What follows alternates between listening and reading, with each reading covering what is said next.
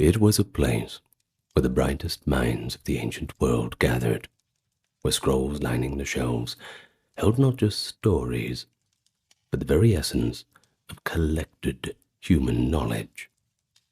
This was the Library of Alexandria, a beacon of learning whose legend still captures our imagination today.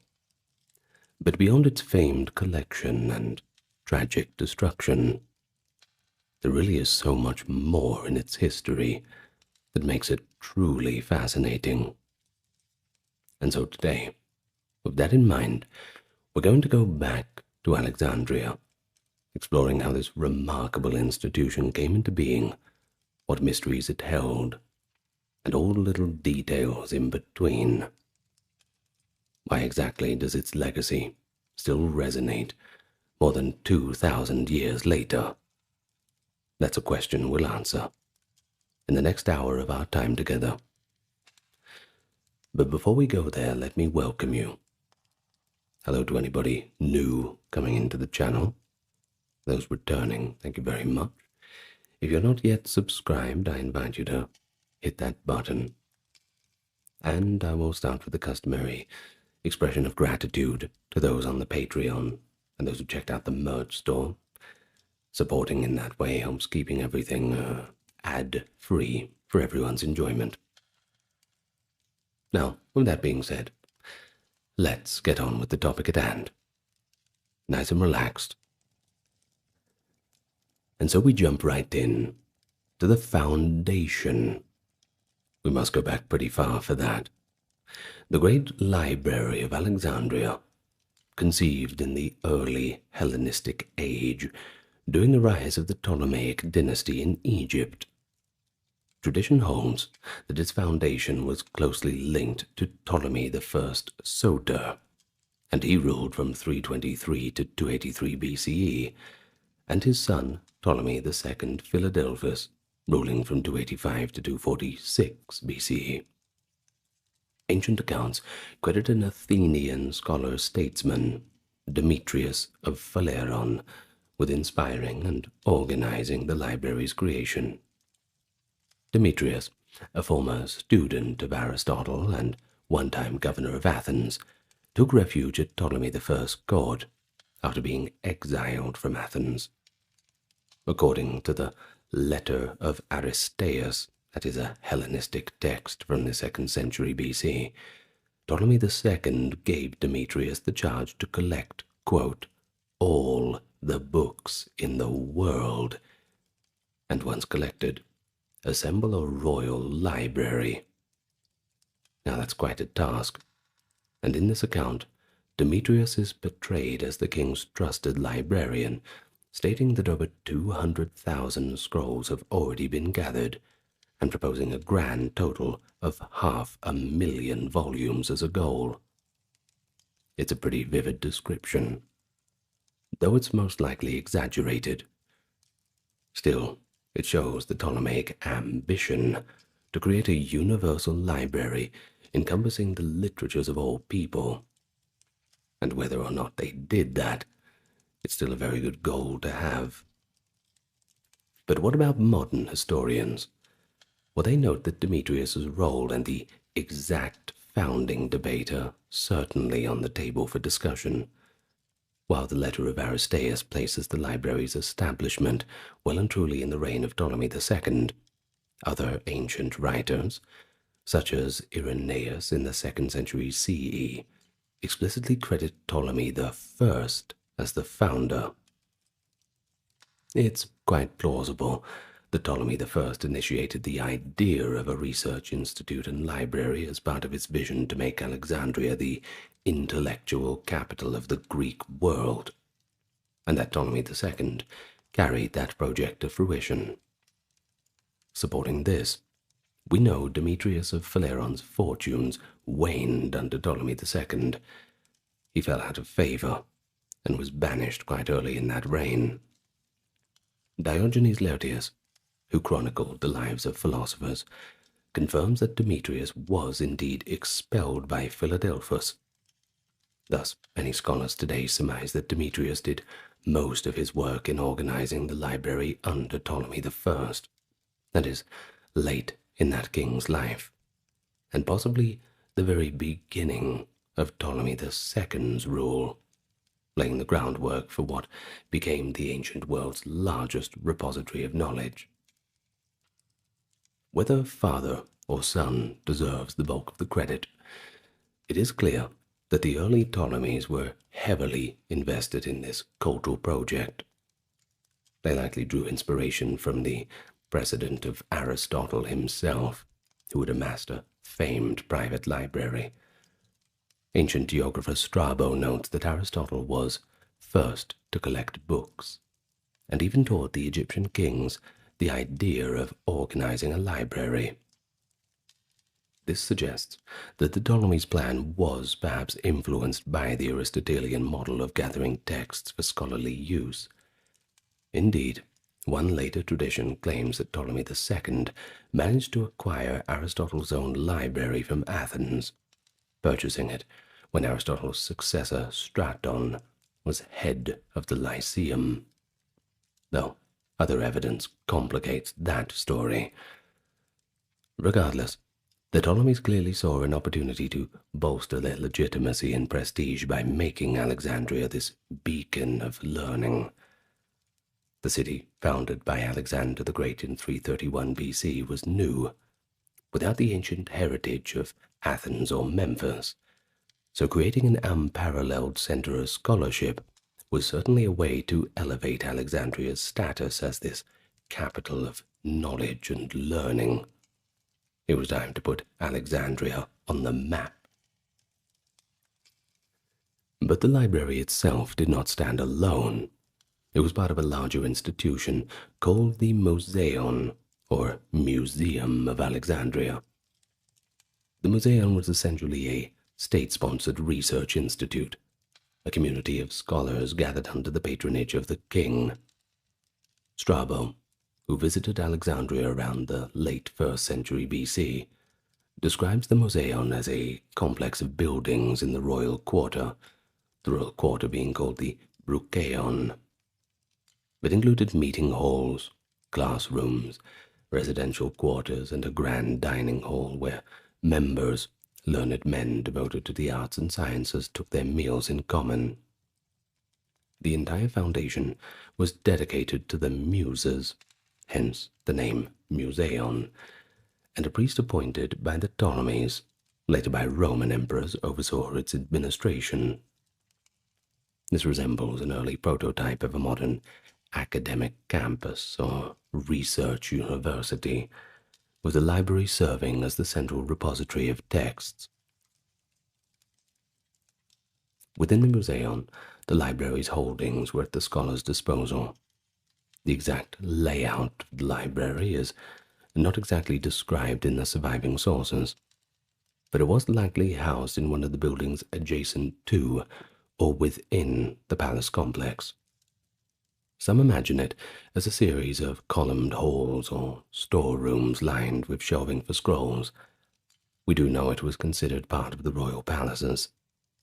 The librarians and staff were probably themselves scholar priests. In fact, many head librarians were renowned scholars and literati in their own right. Think of occupations such as critics, poets, scientists of the time. They were all there. The Ptolemaic kings appointed these men to both manage the collection and produce original scholarship. The library's mission was very comprehensive: to collect the written knowledge of the entire known world. Unlike earlier archives that mostly kept local administrative or religious texts, the Library of Alexandria was explicitly cosmopolitan. It held works in Greek as a primary focus, but also sought out texts in Egyptian, Babylonian, Hebrew, and Persian, and other languages, which were then translated into Greek.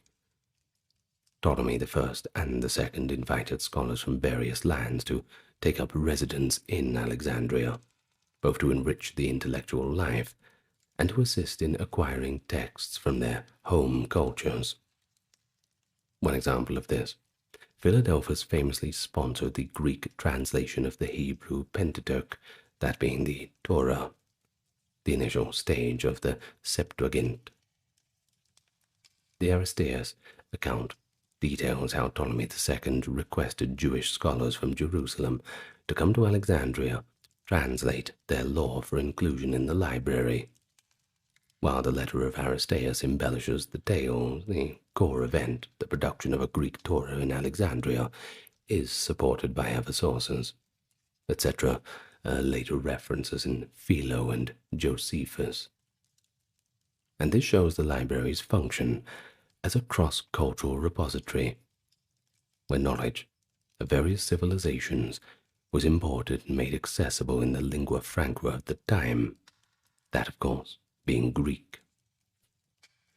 But the library's integration into the Museum also meant that it was not a public lending library, but rather a research facility for a very select and lucky few.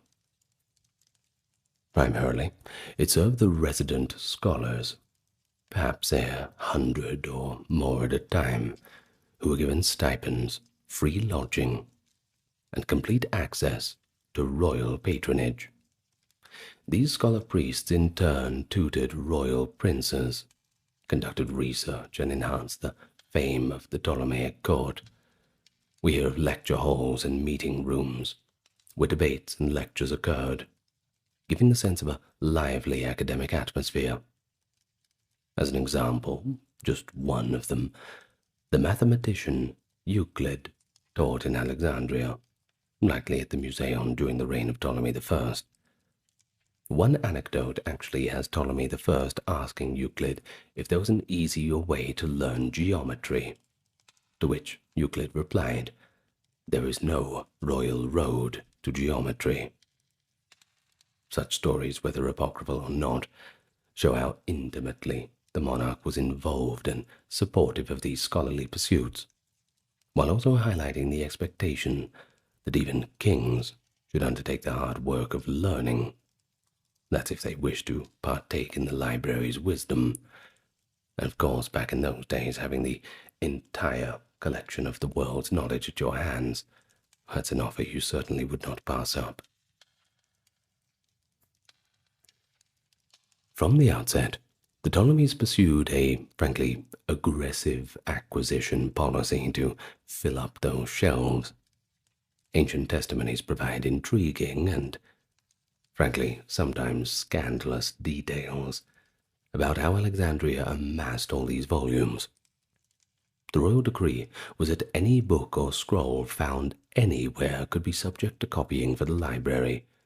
One notorious tactic was the search of every ship that docked at Alexandria's harbor, and there were plenty of ships docking at that harbor. According to the physician Galen, around the 2nd century CE, who recounts this as an old practice, works found on incoming ships would simply be seized by the authorities. Official scribes in the library would then swiftly copy the scrolls. The originals were then returned for the library's collection, and the copies were given to the book's owners, often with compensatory payments for the inconvenience or loss. In the catalogues, such acquired texts were humorously labeled "from the ships" to record their source. This policy shows how determined the Ptolemies were to collect these rare texts, effectively using their position as masters of a major port to appropriate intellectual property from all who traded there. Galen's accounts, though written centuries later, are rather considered credible, since he had access to Alexandrian traditions, and they portray the library's growth as almost ruthless in its completeness. The Ptolemies also sent agents abroad with large sums of money to buy books. Key book markets in the Greek world, notably Rhodes and Athens, were scoured for any available writings.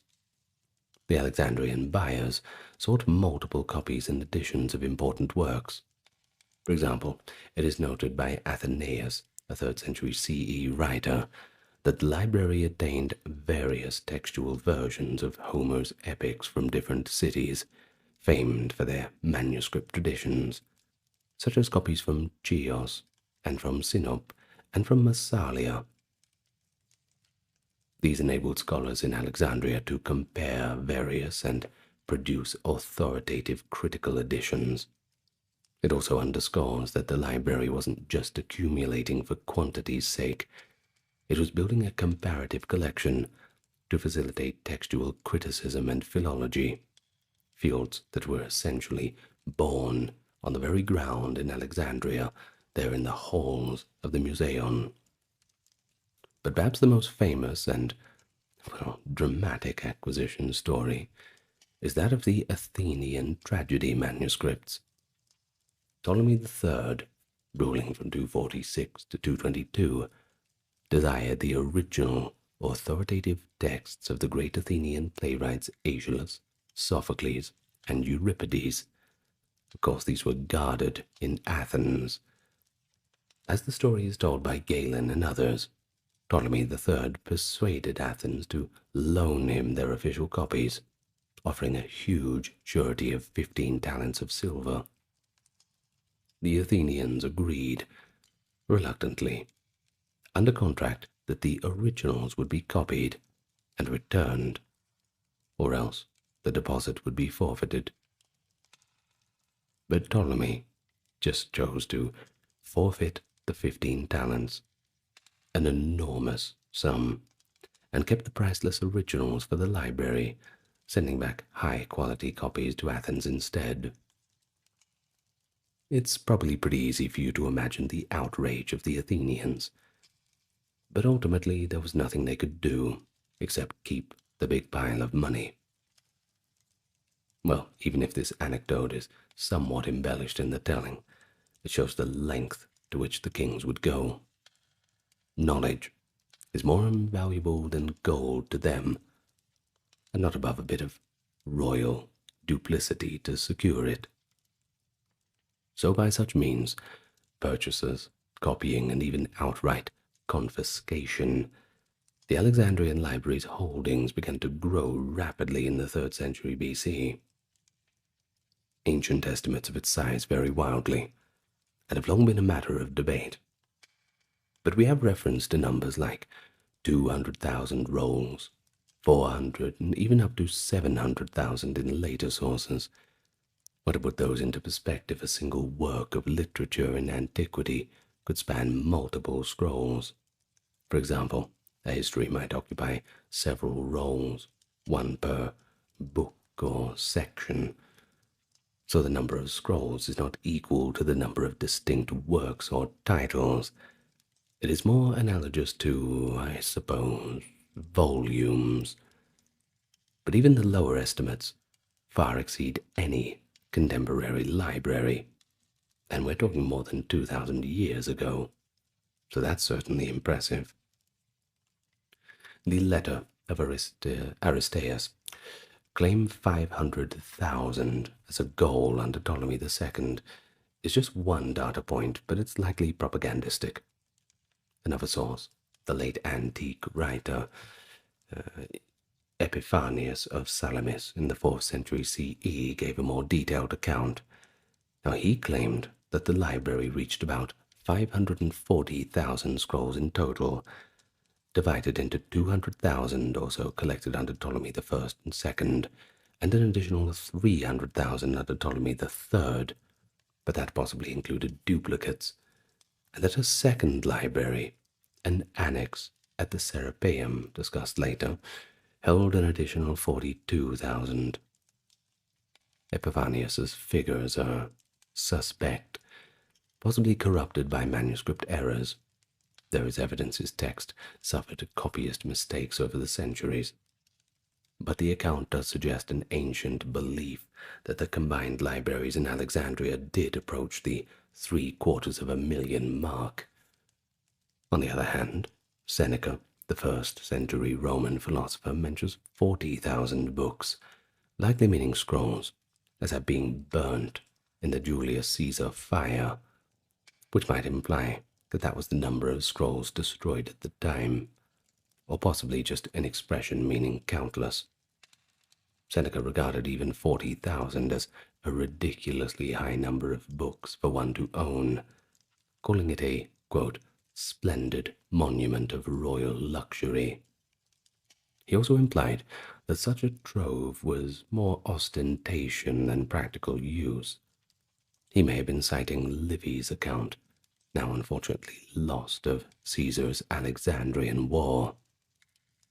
Meanwhile, the Christian history of Orosius in the 5th century CE later wrote that Julius Caesar's fire in 48 BC destroyed 400,000 volumes, a figure he likely took from earlier Roman sources. But clearly these numbers range from the astonishing to the outright fantastical, and each requires its own cautious treatment. Modern historians tend to conclude that the library's holdings probably numbered in the hundreds of thousands of scrolls, but whether it neared 750,000, well, that's a little bit more doubtful. What is more meaningful than the raw number is the breadth of subjects and languages covered. Greek poetry, history, drama, and philosophy, Egyptian records and priestly literature, Babylonian astronomical texts, Jewish scriptures and commentaries, works on medicine, mathematics, natural science, and geography. Every single one of them was sought for Alexandria. In fact, the library even attempted to collect all the editions of the Greek authors. One objective was to compile definitive critical texts of the Homeric poems and other classics, which required collating multiple copies. So, diversity and completeness were as important as volume. But to manage this vast collection, the library developed what might be called the first catalogue and bibliographic system. The poet-scholar Callimachus, early 3rd century BC, compiled the Pinakes, tables of those who have been outstanding in all forms of learning. This work, in many scrolls itself, was a categorized index of authors and their writings available in the library. The Pinakes listed authors alphabetically within broad genres and subjects, providing biographical notes and the titles and lengths of their works. Although the Pinakes survives today only in fragments and later reference, it was a monumental achievement of bibliography, essentially a research guide to the library's holdings.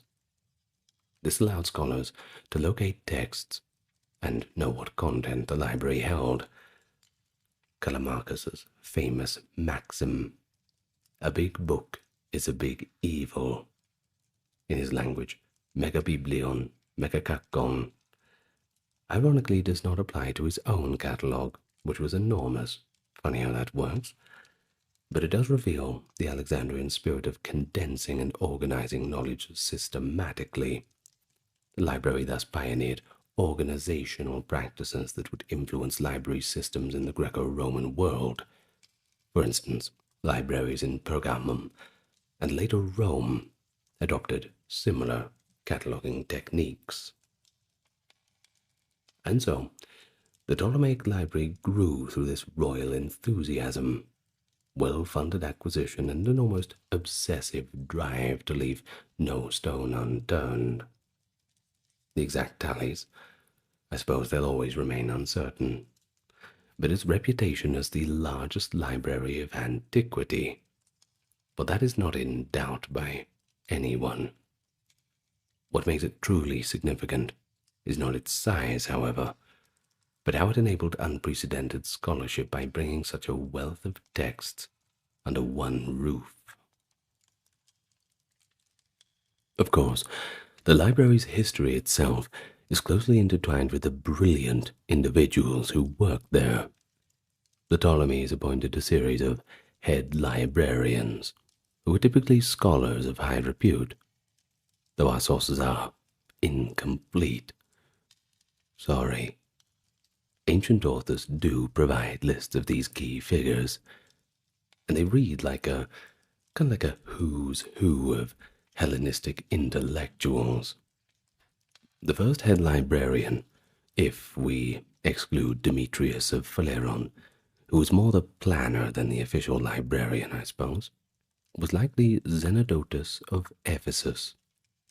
Zenodotus was a literary scholar and grammarian, particularly known for his work editing texts of Homer. Under either Ptolemy I or II, Zenodotus took charge of organizing the burgeoning collection.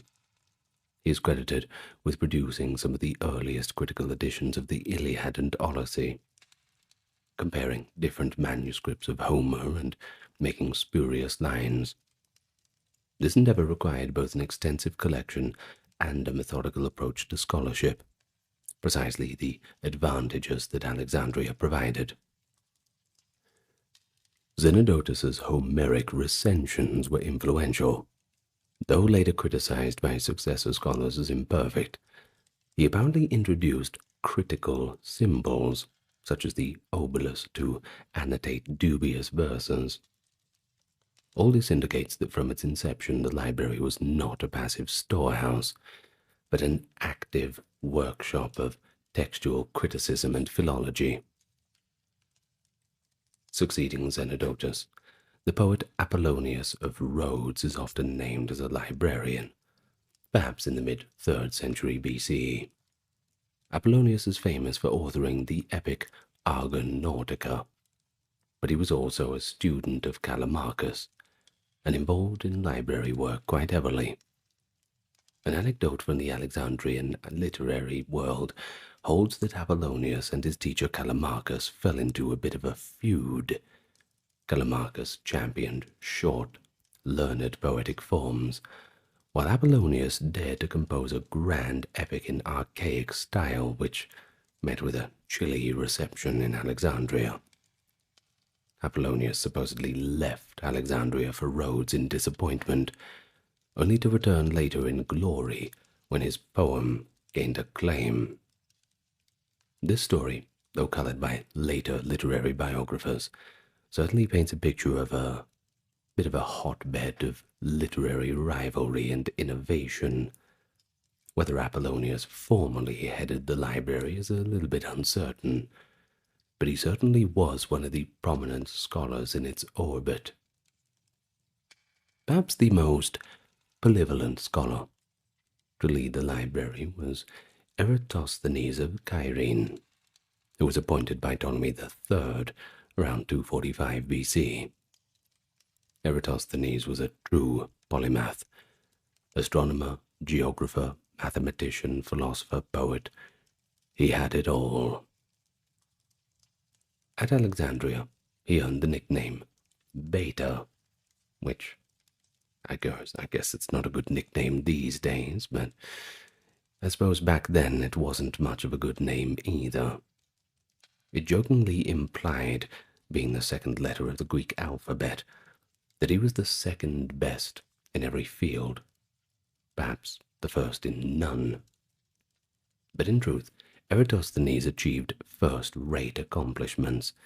He famously calculated the circumference of the earth with remarkable accuracy by measuring the sun's angles at Syene and Alexandria at the summer solstice. This feat required both observational data and reports of distant locations. Information that a center like Alexandria, with its collection of geographic writings and data from travelers, could uniquely supply to him. Eratosthenes also constructed an accurate map of the known world, theorized about leap years, and attempted to fix the dates of major historical events, founding the study of chronology while he was at it. As librarian, Eratosthenes maintained the library's universal approach, reportedly compiling a comprehensive catalogue of names and works in philosophy and literature, possibly an update on or expansion on Callimachus's Pinarches work. It was under his guidance that the library solidified its role, not only in literary studies, but also as a center for mathematical and scientific research.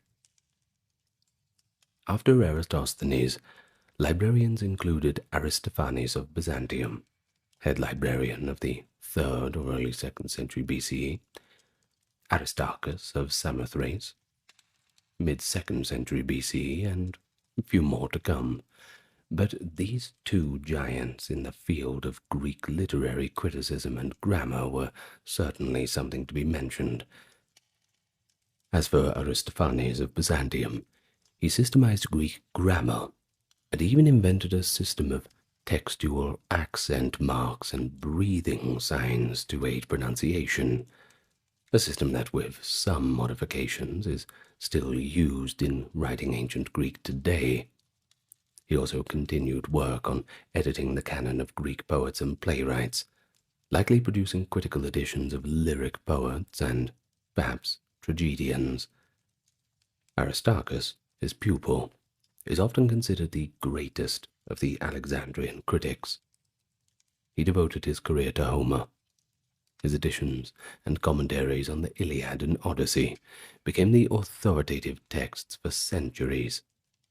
He was known for rigorously evaluating the poetic language, myths, and inconsistencies in Homer, and he, too, used a set of critical symbols, different from, but building upon Zenodotus's earlier effects, to flag those lines that he deemed as later interpolations or corruptions.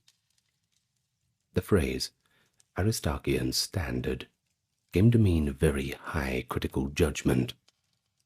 The fact that such scholarly refinement happened in Alexandria reveals the library's function quite clearly, providing access to dozens of variant manuscripts and the peace and support to study them intensely. But not all scholars at the library were literary.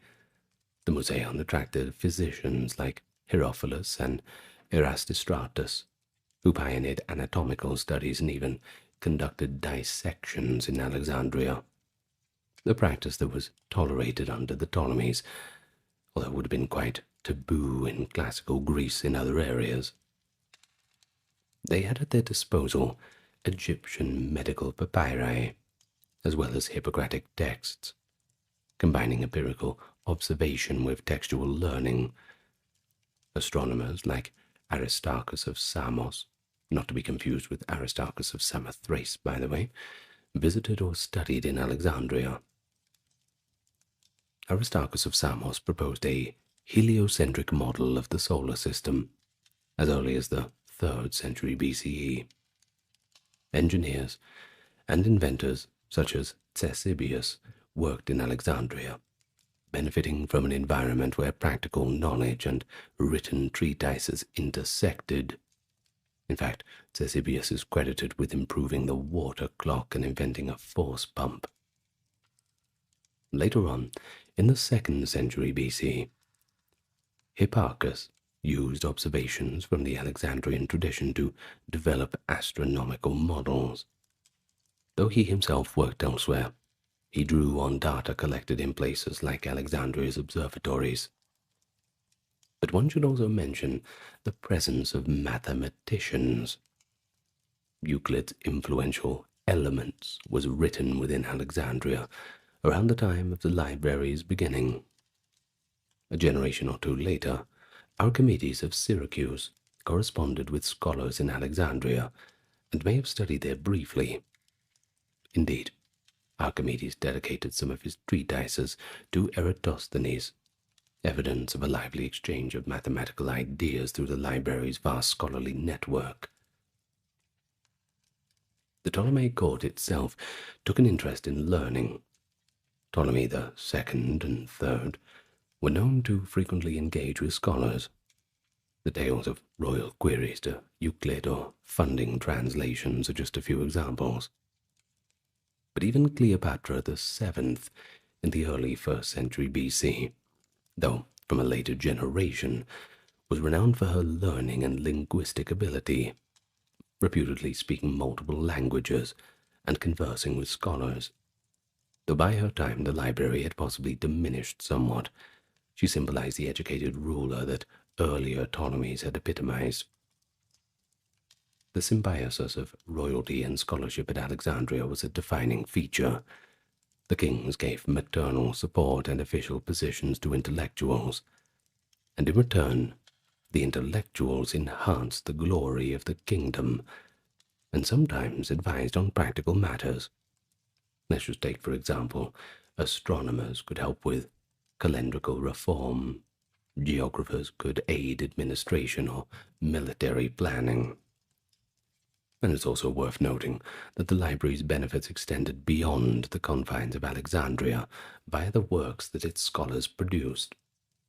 The standardized texts of Homer and other classics that emerged from Alexandria became the versions copied throughout the Hellenistic and Roman worlds. The Greek Old Testament, that Septuagint, created in Alexandria, became a foundational text for Jewish communities in diaspora, and of course later for Christians. Scientific treatises from the Alexandrian library spread. For example, Ptolemy's later astronomical treatise Almagest in the 2nd century CE in Roman Alexandria, built on centuries of Alexandrian observations, and was preserved by successors. In essence, the library's scholars created products that disseminated the knowledge of Alexandria far and wide. A number of intellectual achievements can be directly attributed to the milieu of the library and museum. I've already touched upon several. For example, Eratosthenes measuring the earth, Aristarchus editing Homer. But let's consider a few additional domains to appreciate the range of scholarship during the Ptolemaic period. First of all, we'll have literary criticism and philology. These disciplines virtually begin at Alexandria. Scholars classified and edited the works of Greek literary heritage. They differentiated authentic works from spurious attributions. For example, the Alexandrians established a standard list of Homeric hymns and identified which plays attributed to Euripides were likely not actually by him. They compiled biographies of authors, studied dialects, difference, and commented on mythology and history as mentioned in texts. The Pinakes of Callimachus was not only a catalogue, but also a bibliography that included critical evaluation. In fact, Callimachus himself, aside from cataloguing, wrote short poems and epigrams loaded with learned allusions, exemplifying that Alexandrian poetic style, erudite, rich in reference, aimed at a sophisticated readership that only a place like a library could cultivate. Later, in the 2nd century BC, Polybius, though granted not an Alexandrian resident, visited the library to research for his histories, praising the access to records such as treaties. Thus, the library also served historians who needed archival materials beyond literary text. Beyond Eratosthenes, other residents made strides in science. In medicine, Herophilus is said to have composed extensive works on anatomy, including the nervous system and the heart, likely drawing on both textual study and empirical dissection. His texts, though unfortunately lost, were influential for centuries. Galen later mentioned how Herophilus and Erystratus performed cadaver dissections at Alexandria, something that required not just royal permission, but also a rich repository of comparative anatomical writings from Egypt and Greece. Botany and zoology were also pursued. Scholars had access to exotic specimens, either alive or in royal menageries, or preserved. There is evidence that collections of specimens, like an early museum of natural history, existed alongside books, all part of the Museum complex. The library's resources in mathematics included likely copies of the works by Aristotle's circle, likely the predecessors of Euclid, and Babylonian astronomical records. Alexandrian astronomers like Conon of Samos, a contemporary of Eratosthenes, and later Hipparchus, used observations possibly conducted at Alexandria's observatory. The blending of textual records with actual measurement was a hallmark. Eratosthenes used a report about a deep well at Sienne where the sun shone to the bottom on the solstice, a qualitative piece of data from travel literature, and combined it with his own measurement of the sun's angle in Alexandria to calculate the Earth's circumference. This kind of multidisciplinary approach, reading a geographic account in the library and then doing an experiment, just highlights the library's indirect but crucial role in scientific advances. We've also mentioned the Septuagint translation of Hebrew scriptures into Greek, a massive intercultural project which had enduring impact. Alexandrian scholars also translated and analyzed Egyptian texts. Manetho, an Egyptian priest in early Ptolemaic times, compiled a history of Egypt in Greek, possibly with encouragement from the court, which organized a pharaonic history into dynasties, and that is the same scheme that we still use today. Although Manetho wasn't a librarian, he likely used records that were made available through the Ptolemies' collection of Egyptian archives. Similarly, Egyptian literature began to be translated into Greek or summarized by Alexandrian scholars, bridging a cultural gap. By studying the languages and writings of various peoples, the library's scholars laid early foundation for comparative philology. The lexicographer Eratosthenes, yes, again him, compiled a dictionary of obscure words, particularly of Homeric and tragic vocabulary, and Aristophanes of Byzantium created glossaries and lists of archaic words. All of this was necessary to interpret the ancient texts that were now flooding into the library, and they became reference works in and of themselves. The presence of so many learned individuals meant that Alexandria became a magnet for students and intellectual visitors from all over the Mediterranean. While not a university in a strict sense, or at least in our modern perception, the Museum did educate people, not only the royal family, but also youths from noble families, and perhaps any bright mind who was lucky enough to find scholarship could come and learn from the likes of a mathematician like Euclid or a poet like Callimachus.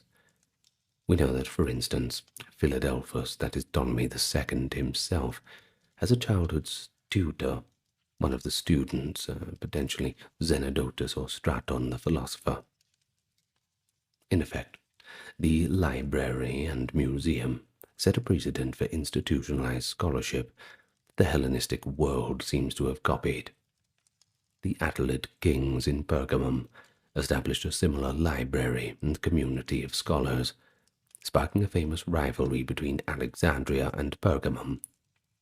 In fact, one tradition holds that this rivalry had technological consequences.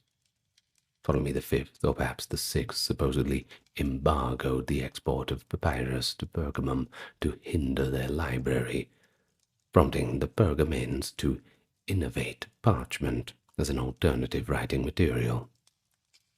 This story is recounted by Pliny the Elder, among others. While modern historians debate the specifics, it certainly symbolizes a competitive spirit in accumulating knowledge, a direct legacy of what the Ptolemies had started. Well, perhaps from here you'll detect a bit of a change in tone. Things are about to fall apart a little bit. Despite its early glory, the Library of Alexandria did not remain static or immune to the political and social upheavals of history. Over the course of the Ptolemaic period, that is, 305 to 30 BCE, the fortunes of the library rose and fell with the fortunes of the kingdom. By examining the later Ptolemaic era, we see signs of strain and decline in the institution, though overall it remained quite renowned. One major turning point often cited is the reign of Ptolemy VIII Ergetes, nicknamed Sicon or Potbelly. In the mid-2nd century BC, Ptolemy VIII came to power amid dynastic conflict, and is infamous for his tyrannical and capricious rule. Ancient sources describe him as hostile to the intellectual elite of Alexandria. In 145 BC, after regaining control of the city, Ptolemy reportedly expelled many scholars from the Museion. The chief librarian at the time, Aristarchus of Samothrace, either was dismissed or chose to resign, going into self-imposed exile. One account says he actually fled to Cyprus. But why would he do that? Well, the reasons are likely political. Scholars often sided with one faction or another in the court intrigues, and many had supported Ptolemy VIII's rival, that is his brother Ptolemy VII. The purge of 145 BC thus thinned the ranks of Alexandria's intellectuals, and is seen as the beginning of the library's decline. Many foreign scholars left the city, taking with them their expertise and perhaps copies of texts. This event suggests that the library's flourishing depended greatly on royal favor and stability. When those were withdrawn, well, the institution suffered. Subsequently, there were probably fewer resources devoted to acquiring new books, or at least patronizing new research. Ptolemy VIII might have even sent some library holdings away. Some conjecture that during these troubled times certain collections were moved or scattered, although it's just a suggestion at this point. We don't have that much concrete evidence of that. But still, the library did persist. Strabo, writing at the end of the 1st century BC, speaks of the Museion in the past tense regarding Ptolemaic kings, but he notes that in his day, a priest appointed by Caesar oversaw it. This implies that under Roman rule, that is after 30 BCE, the Museion and perhaps the library continued to exist, albeit under the aegis of the Roman emperor rather than the Ptolemaic court. But by the Roman era, the character of the institution may have changed somewhat, possibly becoming more narrow or academic in a more limited sense, without the aggressive expansionist drive of the earlier Ptolemies. Another development in the late Ptolemaic period was the existence of the daughter library at the Serapeum, that is the Temple of Serapis. Because the main library eventually ran out of space as the collections grew, tradition holds that a second facility was established in another part of the city. The Serapeum was a grand Greek-Egyptian temple on the Rakotis Hill, that is the southwest part of Alexandria. Ptolemy III, or possibly later kings, is often credited with founding a library annexed there to house the overflow scrolls. Epiphanius, in his account, explicitly mentions that Philadelphus's library in the Brucheion had a daughter in the Serapeum, with tens of thousands of volumes. The Serapeum library likely served as a public or semi-public library. Some scholars speculate that it may have been accessible to more readers, including Romans, later, or perhaps students, in contrast to the exclusive traditions of the Museion library, with those 100 or so scholars having access. Well, by Cleopatra's time, that is the 1st century BCE, if the main royal library had been partially damaged, as we will discuss, the Serapeum's collection might have gained importance as the remaining center of books. Indeed, there's an anecdote related to Mark Antony and Cleopatra. One later writer, the historian Plutarch in his Life of Antony, claims that Mark Antony in the 40s BC gifted Cleopatra over 200,000 scrolls from the libraries of Pergamum to replenish the Alexandrian library's collection, supposedly as a romantic and cultural gesture. I tell you, if you were to give a girl that many books, and that didn't win her over, well, perhaps she's the wrong girl for you. But this story is likely exaggerated in any case. or at least misinformed. It might actually confuse general knowledge that Pergamon's library was second only to Alexandria's, and perhaps after Pergamon's fall, some of those books were evacuated and came to Alexandria. In any case, it does reflect a belief that Cleopatra sought to revive or maintain the library's greatness. If Caesar's war had harmed the library, as is often alleged, Cleopatra and Antony might have attempted to repair the loss. However, concrete evidence for this gift of books is pretty scant. Modern historians often treat it as a legend or even as propaganda spread by later Roman authors to either credit Antony as a Hellenistic patron or just to underscore the wealth of Cleopatra's court. In any case, by the end of the Ptolemaic dynasty in 30 BC, Alexandria fell to Rome. Under Roman administration, Alexandria remained a vital intellectual city. But now, without an independent monarchy to lavish funds on scholarship, you see, emperors such as Augustus and Tiberius did support the museum, but in a limited way. They appointed some priests and maintained the stipends.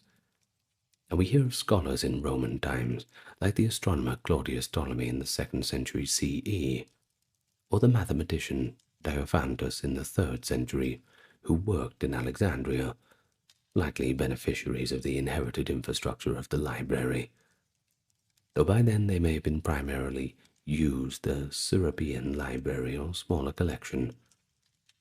The original library's fate becomes increasingly obscure in this period, which leads us to the following questions of its destruction. Well, as far as I'm concerned, there's very few historical topics that have invited as much fascination and fierce debate as the demise of the Library of Alexandria. The image of the greatest library on earth going up in flames certainly captures the imagination. However, the reality is a bit complex. The library likely suffered from multiple setbacks over time, rather than one big crescendo of a cataclysm, and ancient accounts diverge on what really happened. So here let's get into the main incidents, often implicated in the library's destruction, and we'll discuss what is known and what remains uncertain. A true historical controversy. Let's start first with the Julius Caesar fire, 48 BC. This is the earliest and most often cited cause of the destruction, an accidental fire during Caesar's Alexandrian War. In 48 BC, during Rome's civil war, Caesar was in Alexandria supporting Cleopatra VII in the conflict against her brother Ptolemy VIII. Surrounded by enemy forces near the harbor, Caesar ordered the Egyptian fleet in the harbor to be set ablaze. Ancient historians describe a great fire that spread from the docks. Plutarch, in his Life of Caesar, explicitly states that this fire, quote, spread from the dockyards and destroyed the great library. Well, that's a pretty clear statement, isn't it? But it was written 150 years after the event, presumably drawing on sources like Livy and contemporaneous accounts. But we do have another source, Cassius Dio, Roman historian of the 3rd century CE, and he also mentions that a large store of books was burned as a result of Caesar's actions. On the other hand, Caesar's own commentaries, or the account of the Alexandrian War attributed to one of his officers, don't actually mention the library, likely because Caesar might not have realized what was lost, or it was just not his focus to record cultural collateral damage. But if we trust Plutarch's account, the fire of 48 BC was indeed devastating. It implies the main library in the Brucheion, being not far from the harbour and palace quarter, caught fire and a significant portion of the collection just perished. Ancient figures, given 40,000 or 400,000 scrolls burned, illustrate that people believed a huge loss occurred. Seneca, as noted, speaks of 40,000 books burned, and casts it as a cautionary tale of too much literary hoarding. Orosius gives 400,000, perhaps reflecting a later tradition that the entire library's contents were lost. Modern historians question whether the entire library was in fact destroyed, at the time at least. Some argue that only a warehouse of books by the port, perhaps there were books ready for export or copy, were burned, while the main library building deeper in the palace complex survived. Strabo's visit around 20 BC, just a few decades later, is telling. He describes the Museion in present tense and does not indicate that the library is gone, something he would likely have noted that the famous institution had been completely annihilated. Seems pretty important, don't you think? But this suggests that at least part of the collection and scholarly institution survived Caesar's fire. Perhaps the library was damaged and many books lost, but it was not completely wiped out. It could be that the scrolls stored in the harbor warehouses, maybe duplicates or unshelved rolls, were the ones that actually burned. In any case, Caesar's fire was undoubtedly a blow. Ancient writers uniformly treat it as a tragedy for literature. It marks the end of the library's peak. In symbolic terms, after that the Ptolemaic dynasty was in its final years, and no comparable replenishment effort, aside from possibly Antony's alleged gift, is recorded. And then we have the decline under Roman rule. After Egypt became a province of Rome, the character of Alexandria's intellectual life went through a bit of a change. We do not hear of new acquisitions or grand scholarly endeavors on the scale of earlier times. The library, or whatever remained of it, might have become more of an academic library for the smaller community that persisted. By the 1st and 2nd century CE, there were other major centers of learning in the Roman world. Athens continued, and new libraries in Rome, like the one in the Pantheon complex, emerged. Alexandria remained important, especially in science and philosophy. For instance, the great theologian and philosopher Philo of Alexandria used the Greek Bible and was active in the early 1st century, and later Plotinus studied there in the 3rd century. But no ancient source speaks of the Library of Alexandria in present tense after Caesar's time. Rather, it is spoken of in nostalgic or historical terms, and if anything, that suggests a gradual withering. One event often pointed to is the Palmyrene invasion and Emperor Aurelian's reconquest of the 270 CE. During the crisis of the 3rd century, Alexandria was caught in the struggle between Queen Zenobia of Palmyra and the Roman Emperor Aurelian. Aurelian besieged Alexandria around 272 CE. It is recorded that fierce fighting occurred in the city, particularly in the Brucheion, that royal quarter, where the palace and likely the library had been. Ammianus Marcellinus, a 4th century Roman historian, later writes that during those battles, the old quarter called Brucheion was destroyed in Alexandria. If any portion of the library or museum still functioned in the Brucheion by that time, it likely perished in this onslaught. Ammianus doesn't explicitly mention books, but by indicating the quarter was laid waste, it implies the ancient buildings of the Ptolemies were ruined. Some scholars think that if the library's remnants survived Caesar, they might have lasted until this moment when urban warfare finished what was left. However, recall the Serapeum Library, that daughter collection, as it is called. It was located in a different part of the city, likely not affected by Caesar's fire or Aurelian's attack on the Brucheion. Thus it possibly carried forth the torch of Alexandria's book culture into the late Roman Empire. Some evidence suggests that the Serapeum library was still intact by the 4th century. The last dramatic chapter, often associated with the library's end, is the destruction of the Serapeum in 391. In that year, or thereabouts, following Emperor Theodosius I's decree against pagan temples, the Patriarch Theophilus of Alexandria led the conversion of the Serapeum temple into a Christian church. Violent clashes occurred between pagans and Christians, and the Serapeum temple was eventually stormed by the Christian populace and Roman soldiers. Contemporary Christian chroniclers like Socrates of Constantinople, that is, Socrates Scholasticus, described the event. Idols were smashed. The great statue of Serapis was demolished. Socrates mentions that the temple had certain annexes, and that some treasures like cult objects were destroyed. He does not specifically mention a library, but later writers, and a bit of modern conjecture, suggest that if scrolls were stored there, they likely perished or were dispersed in this turmoil.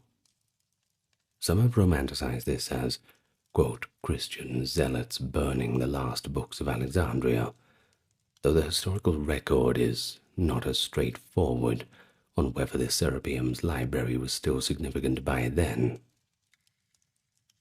And it's entirely possible that whatever books were in the Serapeum by 391 were few or had been neglected. There is also a bit of debate, by the way. Some think that the Serapeum library was a major collection, and others suspect that it was dwindled by then.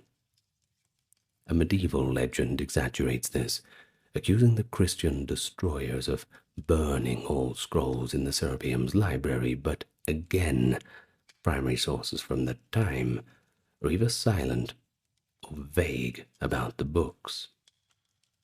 If indeed some part of the great library's collection had survived into the late 4th century, the Serapeum's fall could mark the final destruction of that continuity. And finally, we have the Arab conquest. That is the 640s. No discussion of the library's fate is complete without addressing that. By the forces of Caliph Omar in 642 CE, this conquest of Alexandria. According to a much later account, one that actually appears in the writings of Bar Habraeus and other medieval Arab historians many centuries after the fact, the conquering general was asked what to do with the books in the Alexandrian library. The Caliph allegedly replied, "If the books agree with the Quran, then they are redundant. If they disagree, they are heretical. So in either case, they should be destroyed." This story goes that the scrolls were used as fuel for the city's bathhouses for months on end. But modern scholars have found this account a little bit suspect, or perhaps highly suspect, depending on who you ask. It first appears in the 12th century, far removed from the events, and no early Arab or Byzantine chronicler of the conquest mentions any library, and you think it would be something worth mentioning. Given that by 642 the library, at least as an institution, had likely been defunct for centuries, this tale is generally regarded as myth or fabrication, perhaps concocted to dramatize the loss of ancient knowledge, or to slander the early caliphate. The persistence of the Arab destruction legend, despite its improbability, shows how the enduring mystique of the library was still around. Even in medieval times, people felt a need to explain why such a treasure was lost, and sometimes projected contemporary ideological conflicts onto that history. In this case, that case of Islam versus Hellenic learning. Modern historians have worked to dispel the myth. emphasizing that the library's end was a long process, not a single act of burning by one group. Well, in weighing all these episodes, the current scholarly consensus is that the Library of Alexandria did not perish all at once. It suffered gradual attrition, perhaps first a partial destruction by Caesar's fire, and then neglect and dispersal in the Roman period, further destruction amid the 3rd century, fighting, and final removal of its last institutional traces with the Serapeum's demolition.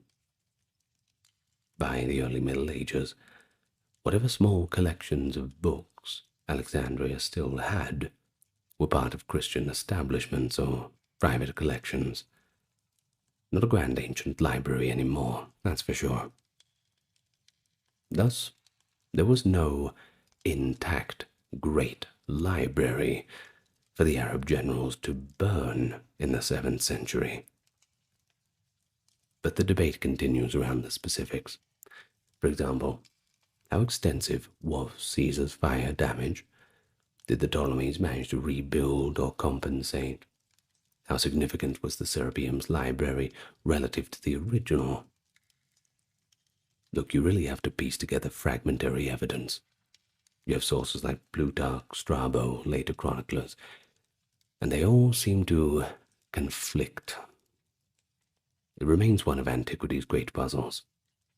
As one scholar aptly called it, Alexandria's library has become a library of dreams, often reconstructed in the imagination of more grandly than the uncertain reality that historians can verify. Yet the broad truth is certainly clear. By around 400 CE, the era of the Alexandrian library as a living institution at the forefront of knowledge had ended. The only thing that did survive was its legacy. Well, in conclusion, the history of the Library of Alexandria during the Ptolemaic period, it's a saga of human aspiration and learning. It all began as part of a monarch's grand strategy to become a collective enterprise of brilliant minds. It achieved wonders, editing epics, measuring the globe, preserving millennia of writings, and it certainly weathered its share of storms. Its decline reminds us that libraries depend on continued support and the values of their societies. Yet its memory fueled hopes of rediscovery and renewal. The library's story, with all its scholarly triumph and tragic mysteries, continues to educate, but it also cautions us. It shows the heights of knowledge can attain when nurtured, and how precious and vulnerable these cultural treasures really are. And that's the end of the video. I hope you liked it. Well, speaking of nurturing the things in terms of libraries, I suppose this is kind of a library too. It's always available on YouTube for anybody to access. Different topics. And it has people supporting and patronizing it as well. So I am going to read out their names right now, the top-tier patrons and supporters. Dark, Kimberly, Christine, Sally, Ember, Susan, Cameron, Legitmus, Carrie, Charlene, Lynn Therese, Katiana, Nicholas, Ulfednir, Alexander, Charles, Christine, Dr. Neuro Nerd, Erin, Jaden, Jim, Jeffrey, Jessica, Madeline, Melissa, Orthodox Review, Scott, Stark Factory, Shell, Wendy, Josie, Sarah, Brian, Thor, Cameron, Stefan, Kevin, HMSHH, Crystal, Talvery, Anthony, Lucy, Brandon, and Gugu Bubonic. Thank you so much, everyone. And thank you for listening. We've certainly been on quite a journey today, and I hope that you've reached a level of understanding that you can hold your own in a conversation about this. That is the goal, I suppose. Well, good night, everyone. Lots of love to you all. Perhaps read a little bit of a book before you go to bed or something. That's if you're not already asleep, which, well, You probably are. Anyway, have a good dream. Lots of love to you all, and I'll talk to you tomorrow.